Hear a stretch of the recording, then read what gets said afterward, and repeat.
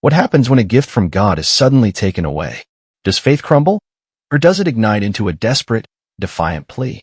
For one Shunammite woman, the death of her miracle child was not an ending, but the beginning of an incredible journey to reclaim a life that had been divinely promised.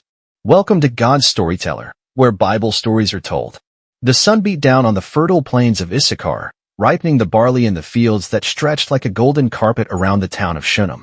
Within the sturdy walls of one of its more prosperous homesteads lived a woman whose name the scriptures did not record, yet whose character shone with a quiet luminescence. We shall call her Ada, a name meaning ornament, for she was indeed an ornament to her household and her community, though she bore this distinction with an unassuming grace.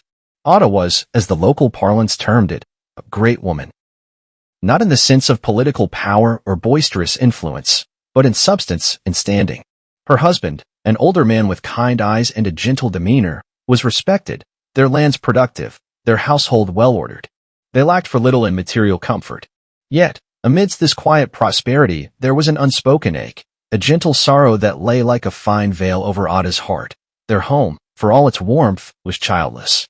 Sons, the carriers of a man's name and the security of his old age, had not blessed their union. Daughters, too, whose laughter might have filled the courtyard, were absent. Ada had long ago made her peace with this, or so she told herself, channeling her nurturing spirit into her household, her kinsfolk, and her devotion to the God of Israel. She was a woman of keen observation, her eyes missing little of the life that pulsed through Shunem and the surrounding countryside. She saw the merchants with their laden donkeys, the farmers driving their oxen, the children playing in the dusty lanes. And she saw the travelers, those who passed through Shunem on the well-worn tracks that crisscrossed the land. Among these travelers was one who increasingly caught her attention. He was a man of striking presence, though not in worldly adornment. His garments were simple, his bearing unpretentious, yet there was an aura about him, a profound stillness, a sense of communion with something beyond the dusty realities of the road. He often walked with a younger companion, a servant who attended him with a mixture of reverence and familiarity. This man was Elisha, son of Shaphat, the prophet upon whom the mantle of Elijah had fallen, the man now known throughout Israel as a conduit of God's power and word. Elisha's circuits often brought him through Shunem. It lay on a convenient route between his base in Samaria or Carmel and other towns where his counsel or intervention was sought. Ada would see him pass, sometimes pausing for a drink from the town well, sometimes resting briefly in the shade of a sycamore tree at the edge of her husband's fields. She noted the weariness in his posture after a long journey, the dust that clung to his sandals, but also the clarity in his gaze, the quiet authority in his voice when he spoke to those who approached him. Her first interactions were simple, born of the ingrained hospitality that was a hallmark of her people. Seeing him pause one particularly hot afternoon, his face etched with fatigue, she sent a servant with a cool skin of water and a small offering of fresh dates and bread. Elisha accepted with a gracious nod, his eyes meeting hers with a look that seemed to see beyond the surface, into the quiet generosity of her spirit. Another time, as a sudden downpour swept across the plain, she saw him and his servant, Gehazi, seeking shelter under an inadequate overhang. Without hesitation, Ada instructed her own servants to invite them into the shelter of her courtyard until the storm passed. She offered them warm broth and a place to dry their cloaks, asking nothing in return, engaging in no prying questions about his prophetic missions.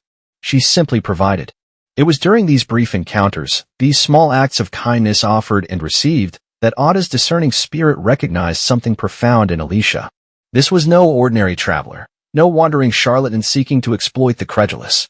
Behold now, she said to herself after one such visit, the conviction settling deep within her, I perceive that this is a holy man of God who passes by us continually.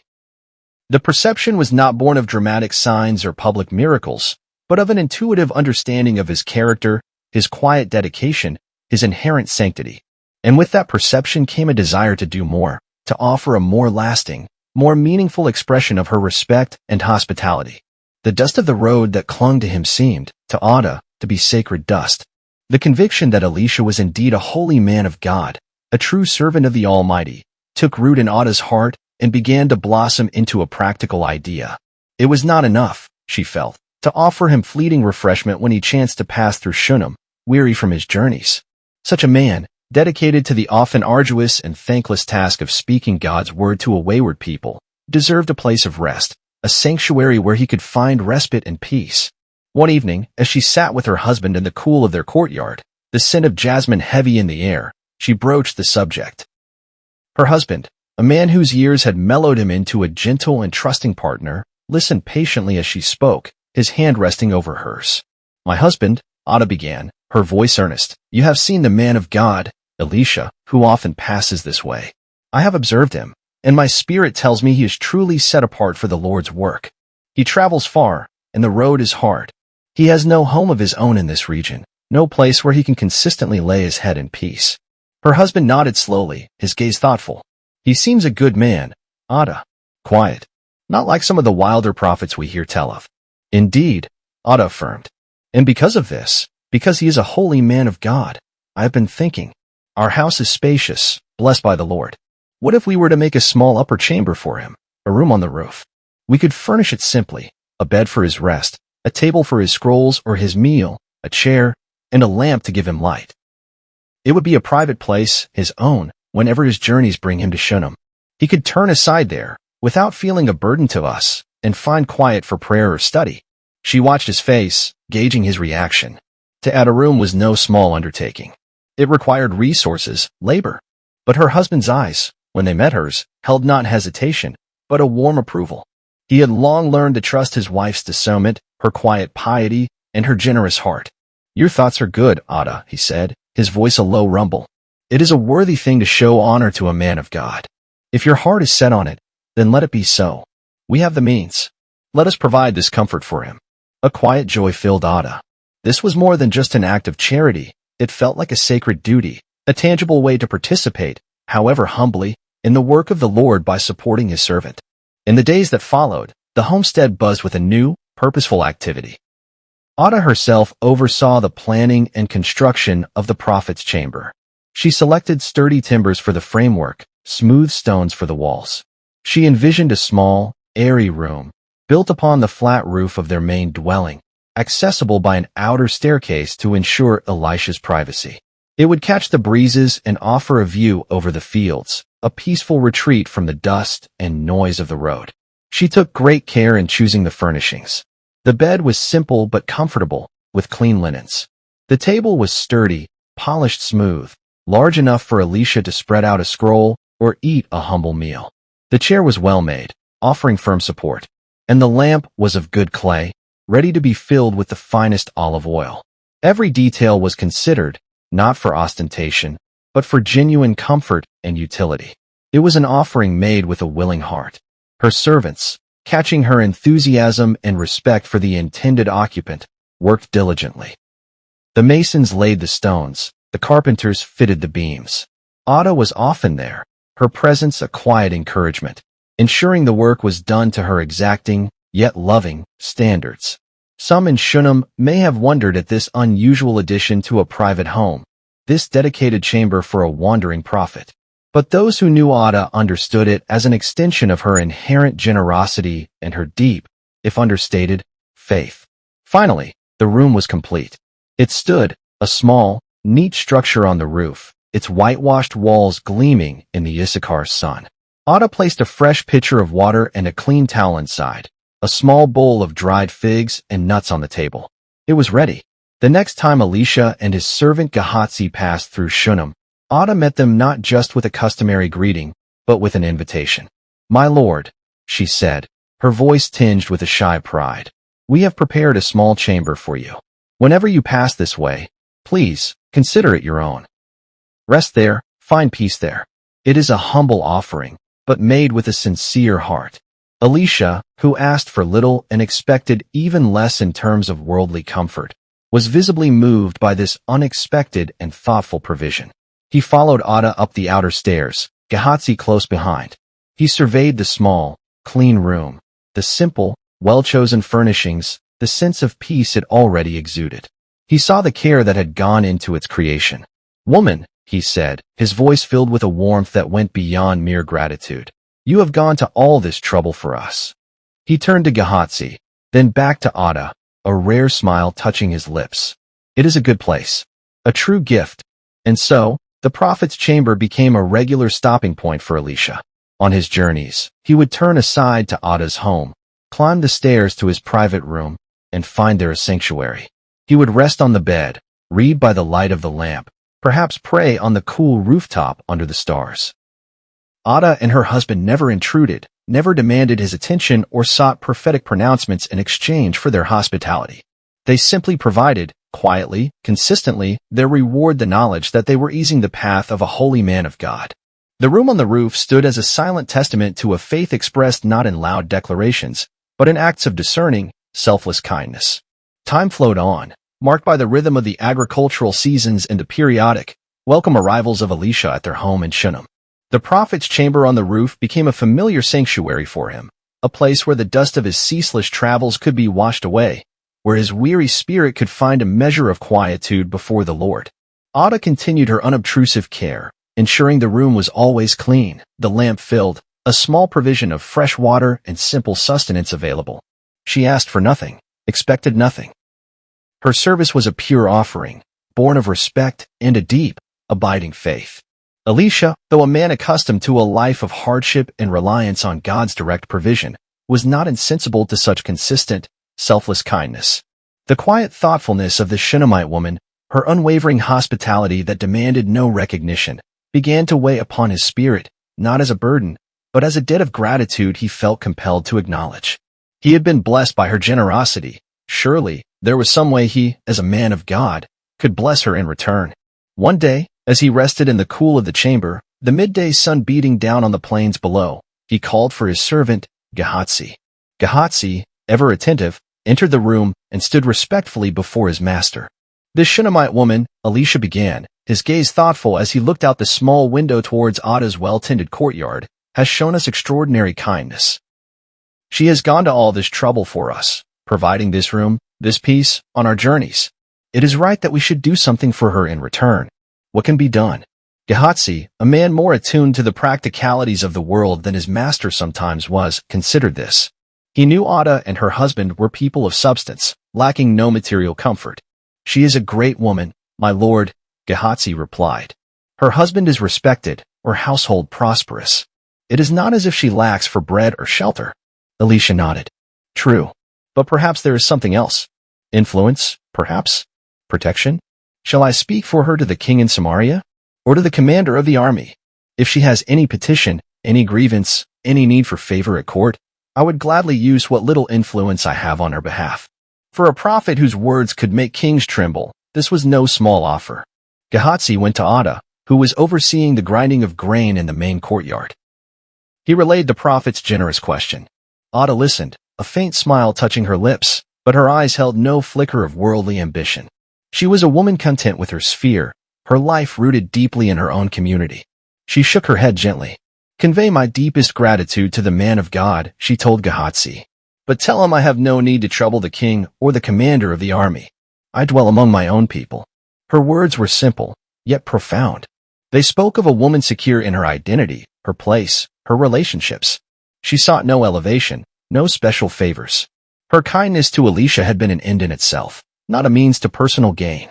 Gehazi returned to the prophet's chamber and reported Ada's humble, self-sufficient response. Elisha fell silent for a moment, perhaps a little chagrined that his offer of worldly influence had been so gently declined, yet also filled with a deeper respect for the woman's character. She was truly unlike many he encountered, who sought him out only for what they could gain. What then can be done for her? Elisha mused aloud, more to himself than to Gehazi. He felt a divine prompting, a sense that God himself wished to bless this woman through him, but the nature of that blessing remained elusive. It was Gehazi, his servant, who, with an insight born perhaps of closer observation of the household's daily life or the common talk of women, provided the key. He had noticed the absence that no amount of material prosperity could fill, the unspoken longing that lay beneath Ada's composed exterior. Well, Gehazi said, a new thought dawning, there is this, she has no son, and her husband is old. The words hung in the quiet chamber. No son. In Israel, this was a deep sorrow, a silent reproach. A son was a continuation of a man's name, a support in old age, an heir to the family's portion in the promised land. An old husband meant the likelihood of bearing that son was diminishing with each passing year, if not already gone. Gehazi, in his simple observation, had touched upon the one true poverty in Ada's otherwise abundant life. Elisha's eyes lit up with understanding. Of course, this was it. A gift beyond worldly influence, a blessing that only the Lord could truly bestow. He, Elisha, might be the conduit. Call her, Elisha commanded Gehazi, a new urgency in his voice. Gehazi went and summoned Ada. She came, a little puzzled by this second summons, and stood respectfully in the doorway of the prophet's chamber, her hands folded, her expression calm but questioning. She wondered what more the man of God could want of her, or for her. She had already received the quiet blessing of his presence, the honor of serving him. What more could there be? Little did she know that the prophet, prompted by God, was about to offer her the deepest desire of her heart, a reward she had never dared to ask for, a promise that would seem, in its sheer impossibility, almost too wonderful, or too cruel, to believe. Ada stood in the doorway of the small rooftop chamber, the afternoon sun casting a warm glow behind her, outlining her figure in light.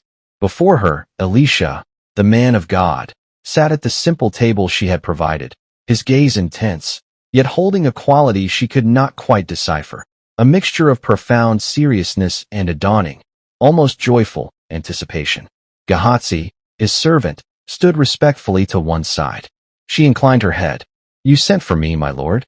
Her voice was calm, though a flutter of unease had begun in her breast.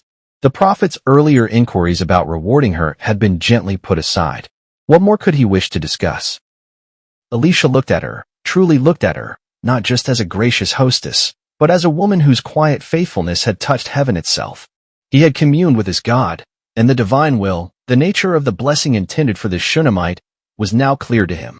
It was a blessing so profound, so far beyond the realm of ordinary expectation, that he knew it would test her faith even as it promised to fulfill her deepest, unspoken desire. "Ada," he began, using a name for her in his thoughts, though perhaps not aloud, for the scriptures did not record it. "The Lord has seen your devotion, your selfless care for his servant. He wishes to grant you a blessing that no king or commander can bestow." Ada's heart quickened. She searched his face, trying to understand. What could this mean? Her mind, practical and grounded, could not readily grasp at such pronouncements. She had sought no reward beyond the quiet satisfaction of serving. Elisha leaned forward slightly, his voice dropping to a tone of prophetic certainty, a voice that brooked no doubt, for it carried the weight of a divine decree. "Thus says the Lord, at this season, according to the time of life, about this time next year, you shall embrace a son." The words, simple yet monumental, fell into the stillness of the small room. "You shall embrace a son." Ada stared at him, her mind reeling. A son? Her? Her husband was old, his vigor long past the season of fatherhood. She herself, though not yet beyond the years of childbearing, had known only the quiet emptiness of a barren womb for all her married life. She had mourned it silently, accepted it as God's will, buried the hope so deep within her that she had almost forgotten its shape. And now, this man of God, with eyes that seemed to see into her very soul, was speaking of a son. Next year. As if it were a simple matter, a thing easily accomplished. A torrent of conflicting emotions washed over her. Disbelief, sharp and immediate. A sudden, dizzying surge of hope, so fierce it was almost painful, followed instantly by a crushing fear of disappointment. Was this a cruel jest? A well-intentioned but misguided attempt to comfort her? Or worse, a false prophecy that would only deepen her sorrow when it inevitably failed to materialize? She found her voice, though it was thin and trembling. "No, my lord," she managed, her gaze fixed on Elisha, a plea in her eyes. "O man of God, do not lie to your servant. Do not raise a hope in me that will only be dashed." The words were a protest, a shield against a joy too vast, too terrifying to contemplate. To desire a child so deeply, and then to be offered that desire on the wings of a prophet's word, it was almost more than her heart could bear. She had seen the pity in the eyes of other women, heard the whispers that followed a childless wife. She had learned to carry her barrenness with dignity, to find fulfillment in other aspects of her life. To have that carefully constructed peace shattered by such an audacious promise, if it were not true, the devastation would be complete. Elisha's gaze did not waver. There was no mockery in his eyes, no easy platitude, only a profound, unwavering conviction. "As the Lord lives, before whom I stand," he said, his voice gentle but firm, "it shall be as I have spoken. The Lord has determined to give you this gift, Ada of Shunem. Prepare your heart to receive it." He spoke with such certainty that a sliver of Ada's disbelief began to crumble. This was Elisha, the man upon whom Elijah's spirit rested, the prophet who had parted the Jordan, healed bitter waters, and multiplied a widow's oil. If God spoke through him, who was she to gainsay the word? Yet, the fear lingered, a cold counterpoint to the fragile, burgeoning hope. She lowered her eyes, unable to meet his steady gaze any longer. If it is the Lord's will, she whispered, the words more a prayer than a statement of faith. She departed from the prophet's chamber, her mind in turmoil. The ordinary sights and sounds of her household seemed distant, unreal. A son, her son. The words echoed in her thoughts, a refrain of both terror and an almost unbearable joy. She went about her duties, her hands moving through familiar tasks, but her spirit was in another place, wrestling with the magnitude of the prophet's word, a word that promised to overturn the long, barren winter of her life and bring forth an impossible spring. The days that followed Elisha's startling pronouncement were a strange admixture of dreamlike anticipation and the mundane realities of Ada's well-ordered life. She continued to oversee her household, to manage her servants, to offer hospitality to those who passed through Shunammite. Yet, beneath the surface of her accustomed composure, a profound shift was occurring. The prophet's words, "You shall embrace a son," had planted a seed of hope so potent it began to push through the hardened soil of her long-held resignation. She did not speak of it often, not even to her husband, though he must have sensed the subtle change in her, a new light in her eyes, a certain preoccupied air as she went about her tasks. What was there to say? To voice the hope aloud felt too vulnerable, too much like tempting fate, or like boasting of a treasure not yet possessed. It was a secret joy, a fragile prayer she held close to her heart. There were moments of doubt, of course, sharp and piercing like desert thorns. When the familiar monthly courses came, a wave of despair would threaten to engulf her. He was mistaken, a cynical voice would whisper in her mind. Or perhaps the Lord has changed his mind. But then she would remember the unwavering certainty in Elisha's eyes, the quiet authority in his voice, and the fragile hope would reassert itself. This was a holy man of God. He would not speak such a life-altering word lightly. As the weeks turned into months, Ada began to notice subtle changes within her own body, changes she had long since ceased to anticipate or look for. A new tenderness, a slight thickening at her waist, a weariness that was different from the usual fatigue of a day's work. At first, she dismissed them, afraid to allow herself to believe.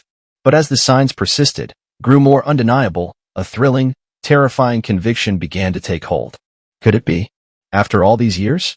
She confided in her husband then, her voice trembling with a mixture of awe and apprehension. He listened, his aged face alight with a wonder that mirrored her own. He had loved Ada deeply through their childless years, never reproaching her, always treating her with kindness and respect. Now, to think that in his old age, he might yet hold a son in his arms, an heir to his name and his portion, it was a miracle almost too profound to comprehend. He placed a gentle, calloused hand on her belly, his eyes filled with a tenderness that brought tears to Ada's own. The news, when it could no longer be concealed, rippled through Shunammite with a sense of wonder. Ada, the great woman, the Shunammite who had been barren, was with child. Some whispered it was a reward for her piety, her generosity to the man of God. Others simply marveled at the mysterious ways of the Almighty. Ada herself moved through these days in a state of quiet gratitude, her heart overflowing. The months of waiting were filled with a gentle rhythm of preparation. Ada, with the help of her joyful servants, began to fashion tiny garments, to prepare a cradle, to dream of the child who was to come. She felt a new sense of connection to the generations of women who had come before her, to Sarah, to Hannah, women who had also known the pain of barrenness and the miraculous joy of a promised child. And then, at the appointed season, just as Elisha had prophesied, about that time the following year, Ada's labor began. Her husband waited anxiously outside her chamber, his prayers mingling with hers. The women of her household attended her, their faces reflecting her own mixture of pain and exultation. And he was born. A son. Healthy, whole, his cry filling the room, a sound more beautiful to Ada than any music. They laid him in her arms, this impossible gift, this child of promise, and Ada wept, not with sorrow, but with a joy so overwhelming it seemed her heart would burst. She looked into his tiny, scrunched face, touched his miniature fingers, and knew a love so fierce, so profound, it eclipsed everything she had ever known. Her husband came in, his old eyes brimming with tears, and looked upon his son with a wonder that rendered him speechless. He was an heir, a continuation, a miracle. They named him, perhaps a name that spoke of God's faithfulness, or of answered prayer, though the scriptures do not record it. For Ada, he was simply my son, the two words encompassing a universe of love and gratitude. The household in Shunem was transformed. The quiet contentment of previous years was replaced by a vibrant, joyful energy. The laughter of a child, the cooing of a mother, the proud smiles of an aged father, these became the new rhythms of their life. The boy grew, strong and bright, a constant source of delight to his parents. He would toddle through the courtyard, his small hand clutching his mother's finger, his babbling filling the air. Ada would watch him, her heart overflowing, and marvel at the goodness of God, at the faithfulness of his prophet.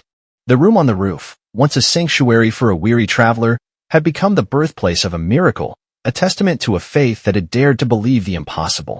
The impossible was now asleep in her arms, his breath a soft, rhythmic sigh against her breast. The years that followed the birth of her son were, for Ada, a golden age, a season of unparalleled joy and fulfillment. The boy, sturdy and bright-eyed, grew as a well-watered olive shoot, his laughter echoing through the courtyards of their Shunem home, his small hand a constant, beloved presence in hers. He was the living embodiment of God's improbable promise, a daily reminder of the miracle that had transformed her life.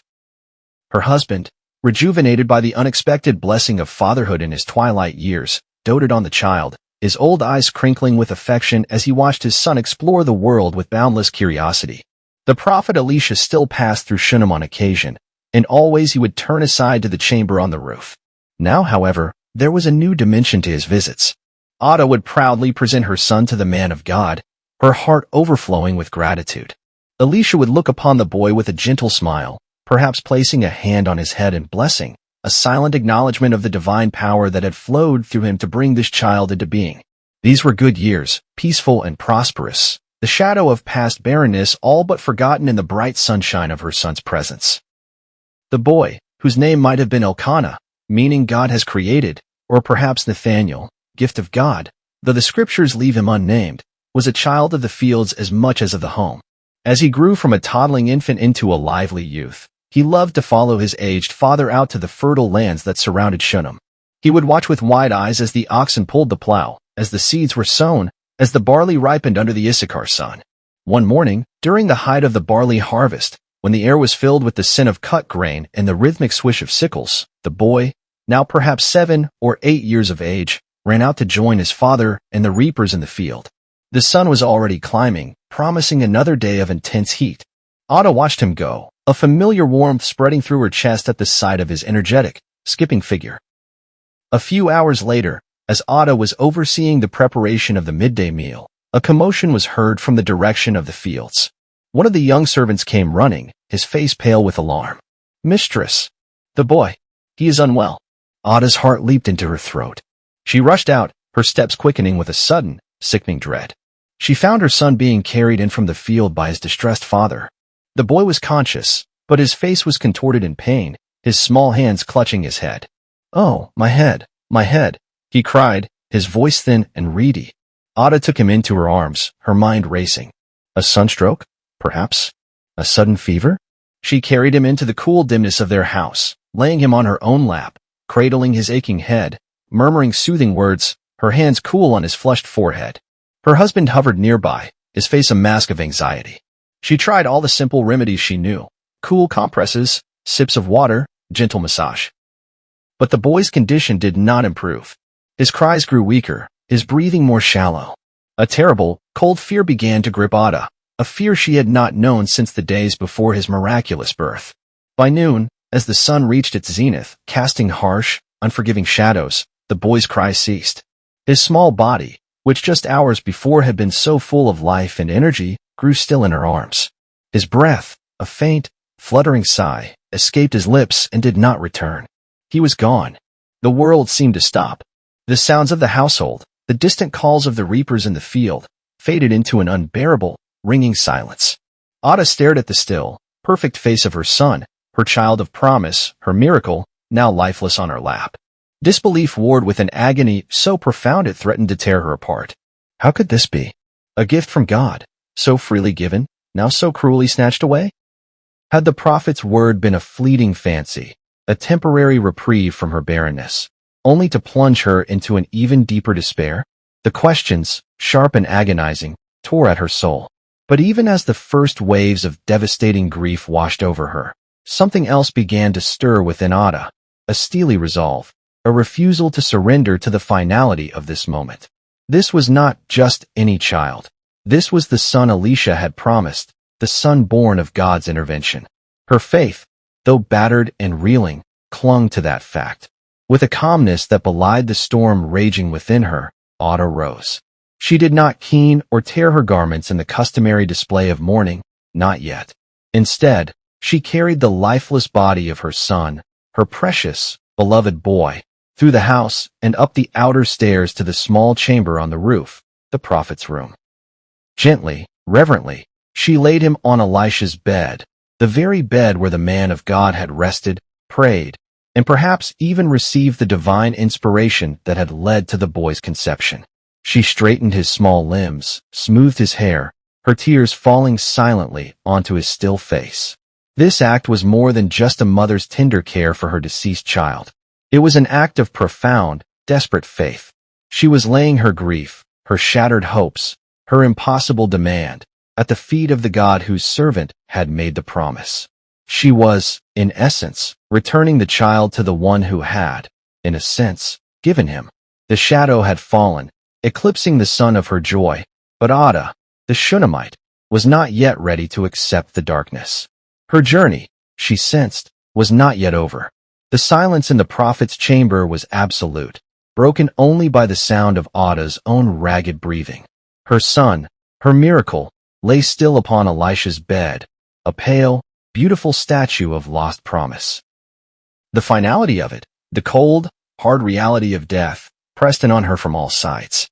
Any other mother, in any other circumstance, would have succumbed to the torrent of grief, her cries filling the house, her garments torn, her head dusted with ashes in the traditional display of mourning. But Ada was not any other mother in this moment. The very extraordinariness of her son's birth had forged in her a faith that, though now stretched to its breaking point, refused to snap. This child was a direct gift from God, announced by his prophet. Could such a gift be so capriciously withdrawn without purpose, without recourse? A fierce, almost defiant, resolve began to burn through the icy fog of her sorrow.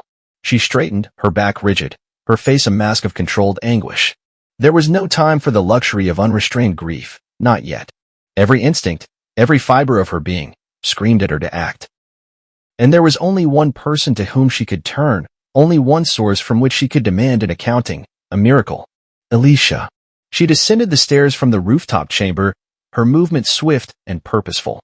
She found her husband in the main courtyard, his aged face a roadmap of confusion and dawning fear. He had seen her carry the boy upstairs, had heard the unnatural stillness that followed. "My husband," Ada said, her voice low but charged with an intensity that brooked no argument, "I must go to the man of God. At once. Send me one of the young men and one of the donkeys, that I may run to him and come back." She did not tell him their son was dead. The words were too terrible to speak, too final. And perhaps, deep within her, a desperate, unarticulated hope still flickered, a hope that if she could just reach Elisha, all might not yet be lost. To speak of death now would be to give it a power she was not yet willing to concede. Her husband stared at her, his brow furrowed with concern. "But why, Ada? Why will you go to him today? It is neither the new moon nor the Sabbath." These were the customary times for seeking out a prophet for counsel or blessing. Her urgent, unscheduled demand was highly unusual, deeply unsettling. He sensed the undercurrent of desperate crisis in her voice, in her eyes, but could not name its source. Ada met his gaze, her own unwavering. She could not burden him with the full horror yet, could not risk him trying to dissuade her, to delay her. Time was of the essence, though for what? She barely dared to hope. "Shalom," she said, using the Hebrew word that meant peace, well-being, completeness. "It will be well." The word was a prayer, a desperate affirmation, a shield against the despair that threatened to engulf her. Her husband, though clearly perplexed and worried, did not press her further. He had long learned to trust his wife's judgment, and the sheer force of her will in this moment was undeniable. He quickly gave the orders. A sturdy donkey was saddled, and a young, reliable servant was assigned to accompany her. Ada wasted no time. She mounted the donkey, her movements economical, her focus absolute. As the servant prepared to lead them out at a customary pace, she leaned forward, her voice sharp with an urgency that startled him. "Urge the animal on," she commanded. "Do not slacken the pace for me unless I tell you. We must make haste." And so began her desperate pilgrimage. The road to Mount Carmel, where Elisha often resided or could be found, was long and arduous, especially for a woman traveling with such frantic speed. The sun beat down mercilessly. The dust of the road billowed around them, coating her garments, filling her throat. The rhythmic jogging of the donkey jarred her already aching body. But Ada was oblivious to physical discomfort. Her mind was a maelstrom of conflicting emotions. Grief, raw and searing, clawed at her, threatening to pull her under.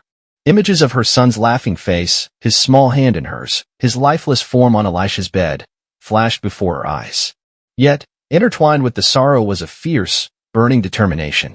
She replayed Elisha's prophecy in her mind. "You shall embrace a son." Had it been a lie? A cruel deception?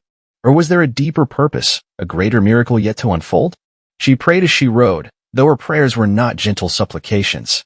They were desperate cries, anguished demands, fervent appeals to the God who had given, and the God who had, it seemed, taken away. She wrestled with her faith, with her understanding of divine justice and mercy. Why, Lord? Why this gift, only to be snatched back? The servant, trotting to keep pace with the hard-driven donkey, cast worried glances at his mistress. He had never seen her like this, her usual calm shattered, her face a mask of tight-lipped resolve, her eyes fixed on the distant horizon as if she could pull Mount Carmel towards her by the sheer force of her will. Through fields barren from the recent famine, past villages where life moved at its accustomed, slower pace, Ada pressed on. She was a woman possessed, an unstoppable mother fueled by a love that defied even the chilling finality of death. Every league covered was a small victory against the encroaching despair. Every rise in the road a new vantage point from which to strain her eyes for the familiar silhouette of the holy mountain. Her son lay dead in Shunammite, but his mother was riding, running, towards the only glimmer of hope she knew, a tiny, improbable spark in an overwhelming darkness. Mount Carmel rose before them, a verdant sentinel against the azure sky, its slopes offering a welcome coolness after the heat of the plains. Ada's heart leaped, not with joy, but with a surge of desperate, focused energy. This was it. The end of her frantic journey, the place where her last, fragile hope resided. She urged the weary donkey and her equally weary servant onward, up the winding path that led to the place where Elisha often sought solitude for prayer and communion with God. Elisha, perhaps in prayer or contemplation, was on the mountainside. His keen prophet's eye, or perhaps a divine intimation, caught sight of the approaching figures while they were still some distance away. He recognized the Shunammite woman, the generous hostess who had built him a sanctuary, the mother of the child of promise.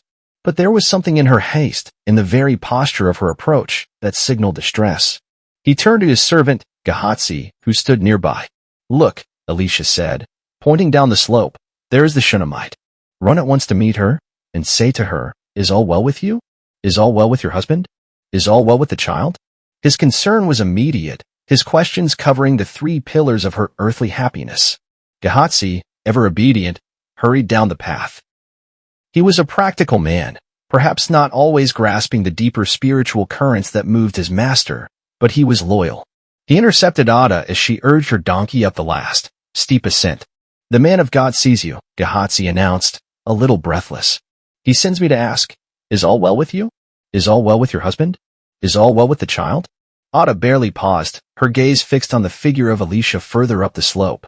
The questions, though kindly meant, felt like superficial pleasantries in the face of the cataclysm that had shattered her world. She had not ridden all this way in such desperate haste to unburden her soul to the servant. Her business was with the master, with the one through whom the promise, and now perhaps the solution, must come. "Shalom," she replied to Gehazi, the word for peace uttered through lips tight with unspeakable pain. "All is well." It was a deflection, a holding back of the torrent until she reached the source. She pushed past him, her eyes locked on Elisha. She reached the prophet and, without a word, slid from the donkey's back. Her legs, stiff and aching from the long, hard ride, nearly buckled beneath her. She stumbled forward and fell at Elisha's feet, her hands grasping his sandals, her body racked with sobs she could no longer contain. The carefully constructed dam of her composure, maintained throughout the agonizing journey, finally broke. All the grief, the fear, the outrage, the desperate, fragile hope poured out of her in a torrent of tears and inarticulate cries. Gehazi, scandalized by this unrestrained display of emotion at the feet of the holy man, moved to push her away. "Woman, control yourself. Do not trouble the master so." But Elisha raised a hand, his voice sharp with rebuke for his servant, yet gentle with compassion for the distraught woman at his feet. "Leave her alone," he commanded Gehazi. "Can you not see she is in bitter distress? Her soul is vexed within her." "And the Lord," he added, a note of troubled wonder in his voice, "has hidden it from me and has not told me." Even he, the prophet, was not always privy to the immediate counsels of God. Sometimes sorrow arrived unannounced. He looked down at Ada, his heart moved by her profound anguish. He waited patiently for her to find her voice, to articulate the cause of this terrible grief. Finally, through her sobs, Ada lifted her tear-streaked face to him, her eyes blazing with a pain that was almost an accusation. "Did I ask my lord for a son?" she cried, her voice raw, broken, yet filled with a desperate intensity. "Did I not say, 'Do not deceive me'? Do not lie to your servant with a false hope." The words were a lament, a cry of a faith pushed to its very precipice. She was not merely reporting a tragedy. She was calling him, the man of God, to account. "You gave me this gift," her anguished heart screamed. "You spoke the word of promise. How, then, can this be? How can such joy be followed by such desolation?" Elisha looked down at the distraught woman clinging to his feet, her words a torrent of grief and a desperate, implicit accusation. "Did I ask my lord for a son? Did I not say, 'Do not deceive me'?" The meaning, though unspoken in its full horror, struck him with the force of a physical blow. The child, the son of promise, the miracle child given in her old age, he was gone. The Lord had hidden the specifics, but the prophet's heart, attuned to the currents of the divine and the raw pain of humanity, understood.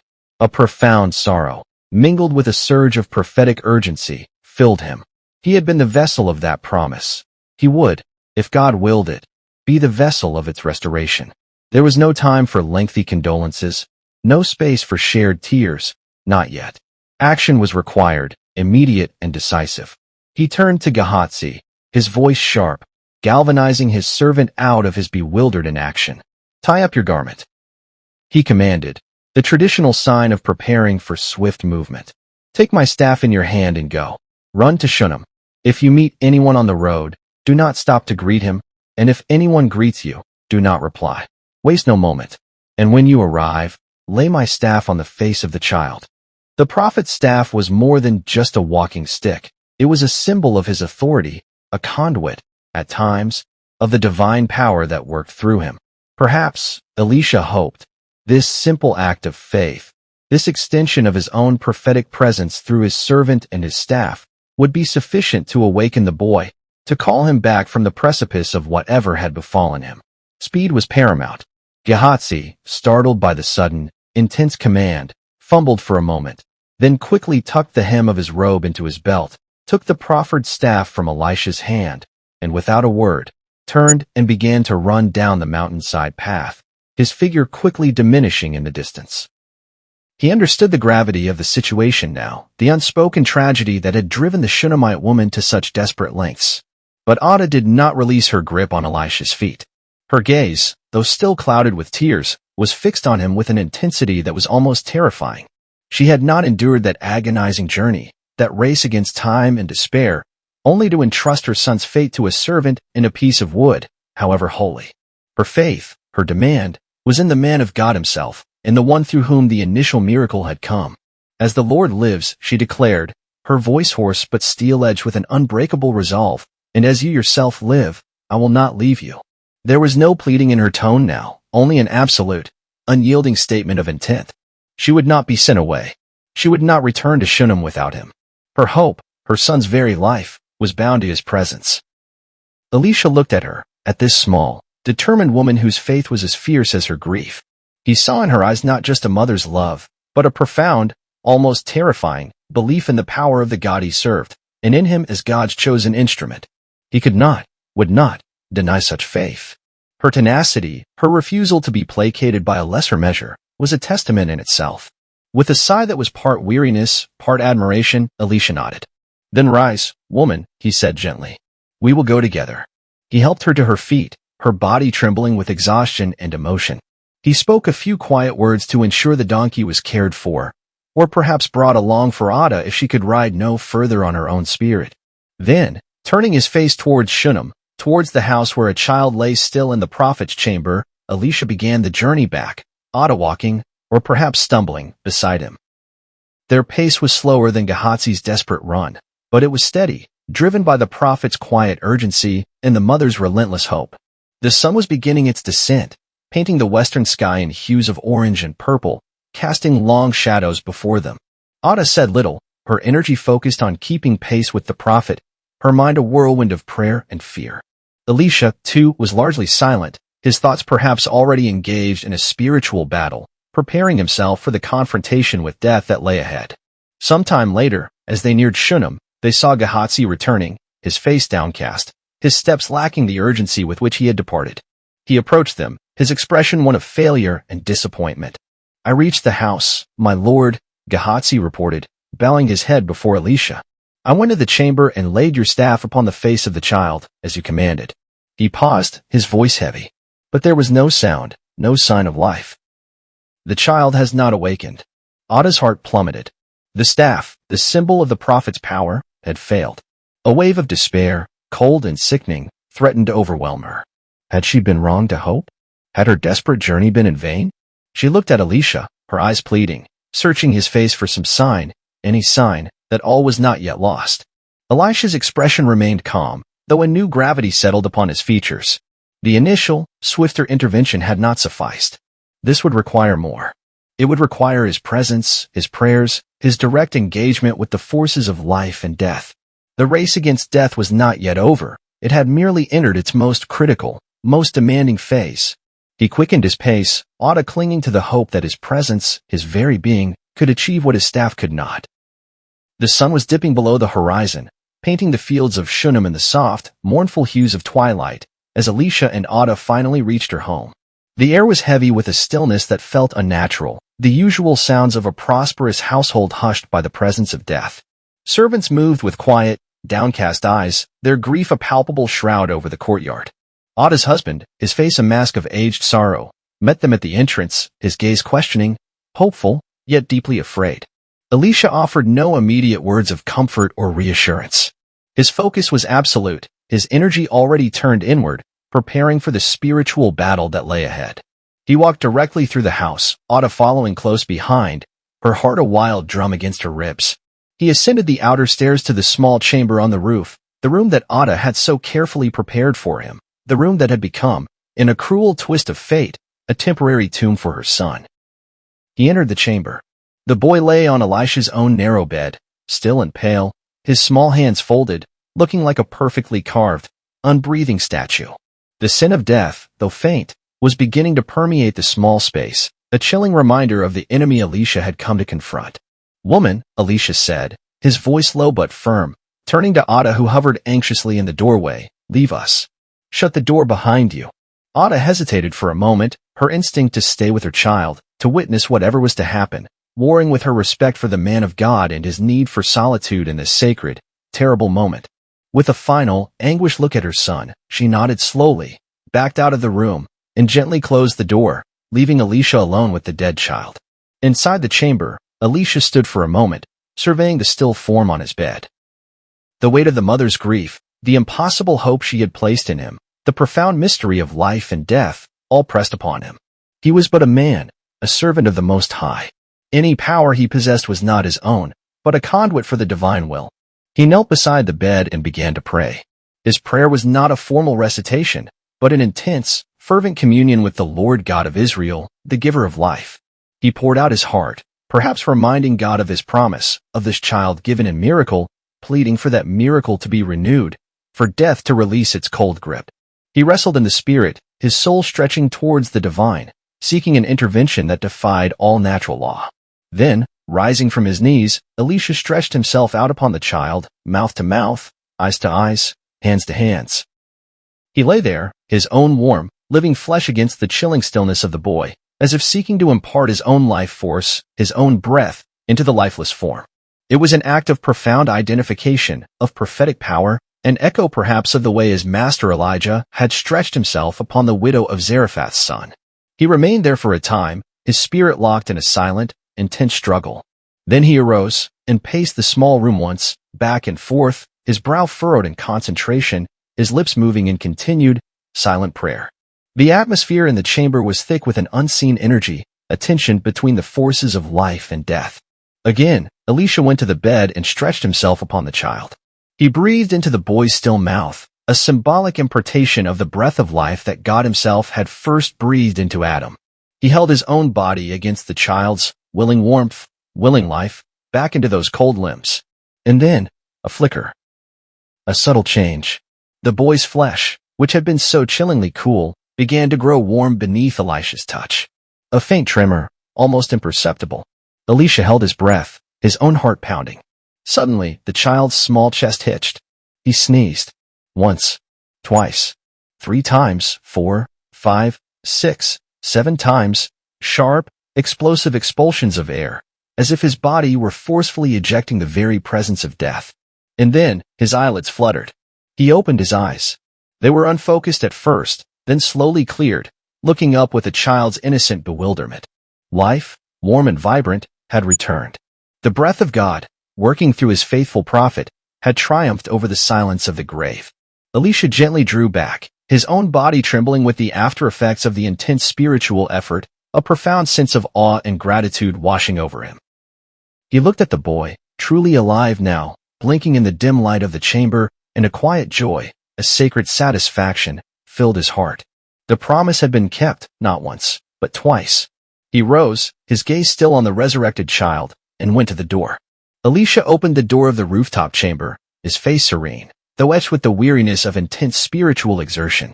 Ada was there, just outside, where she had been keeping her own agonizing vigil, her heart torn between a desperate hope and a terrifying fear.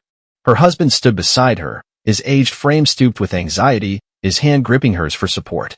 Gehazi, the servant, waited a little further back, his expression a mixture of awe and apprehension. At the sight of the prophet, Ada's breath caught in her throat. She searched his face, her eyes wide and pleading, desperate for a word, a sign. Had her impossible hope been in vain? Had the journey, the confrontation, the waiting, all been for naught? Elisha's gaze met hers, and in his eyes, she saw not pity, not sorrow, but a quiet, profound light. He offered a gentle, almost imperceptible nod. Then he spoke, his voice calm, yet carrying the weight of an extraordinary pronouncement. "Call the Shunammite," he said to Gehazi, though Ada was already there, her entire being focused on him. It was a formality, perhaps, a way to mark the transition from the sacred intimacy of the miracle within the chamber to the human reality without. Gehazi, sensing the shift in the atmosphere, the almost palpable aura of wonder that now emanated from the room, quickly stepped forward. "Mistress Ada," he said, his own voice tinged with an uncharacteristic reverence.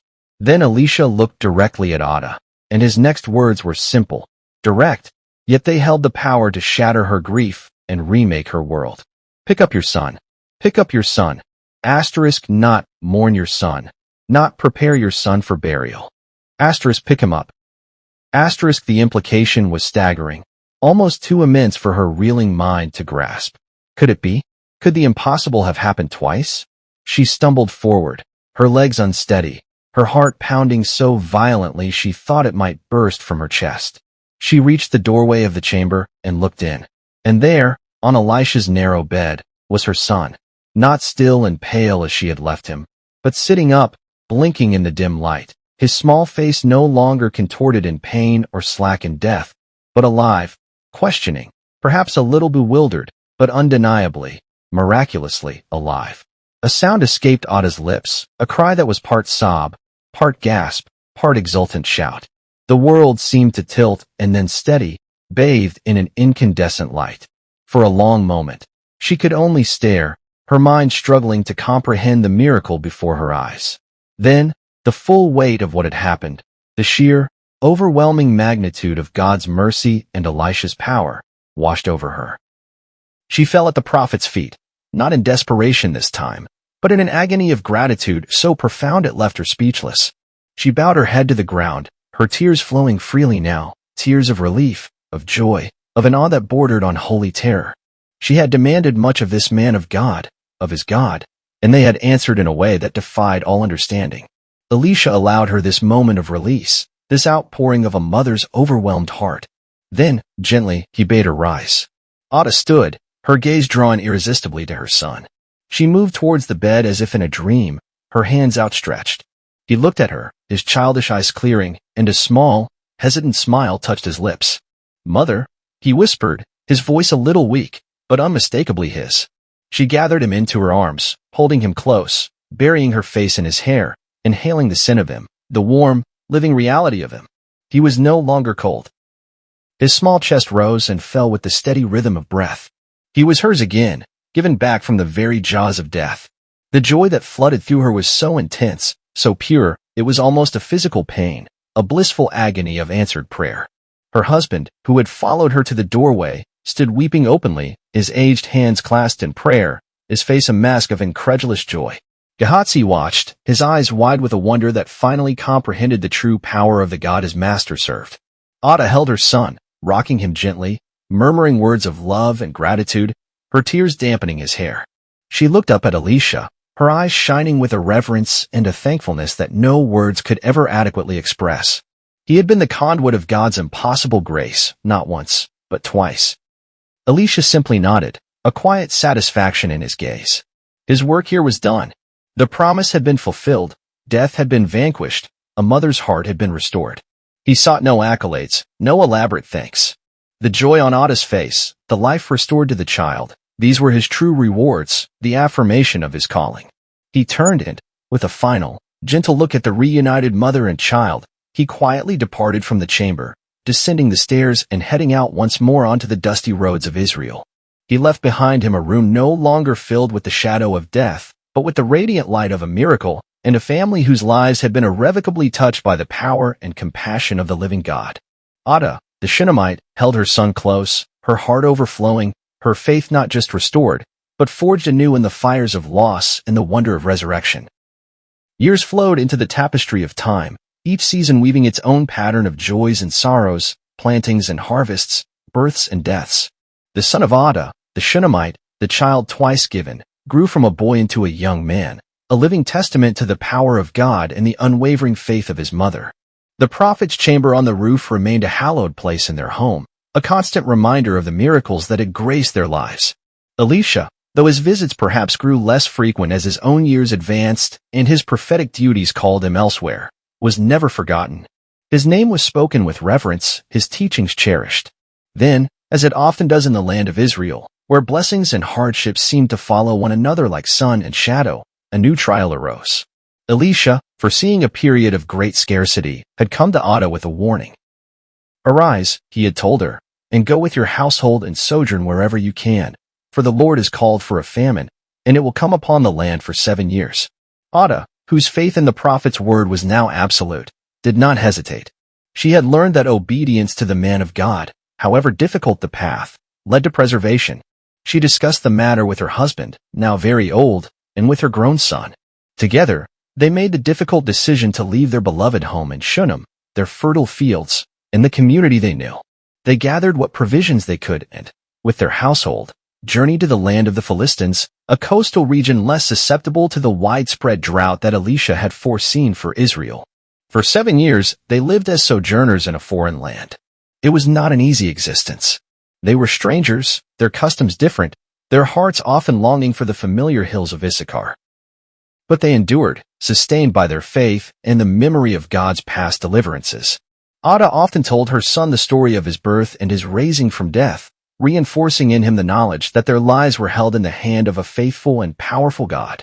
At the end of the 7 years, when the famine had run its course and word came that the rains had returned to Israel, Ada and her family made their way back to Shunem.